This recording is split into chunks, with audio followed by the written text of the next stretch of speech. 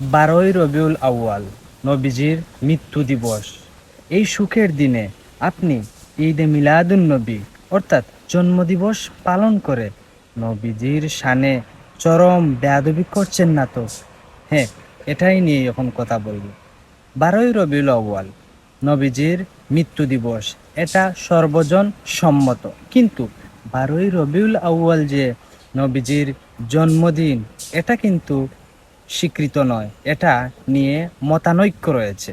বর্তমান বিশ্বে সকলের নিকট সমাদৃত সহিহ হাদিস নির্ভর বিশুদ্ধতম সিরাত গ্রন্থ আর রাহিক আল মাখতুম নবী করিম সাল্লাল্লাহু আলাইহি ওয়াসাল্লাম এর জন্মদিবস সম্পর্কে এক গ্রন্থে বলা হয়েছে, রাসূল সাল্লাল্লাহু আলাইহি ওয়াসাল্লাম 571 খ্রিস্টাব্দে 20 এপ্রিল মোতাবেক 9 রবিউল আউয়াল সোমবার সকালে জন্মগ্রহণ করেন।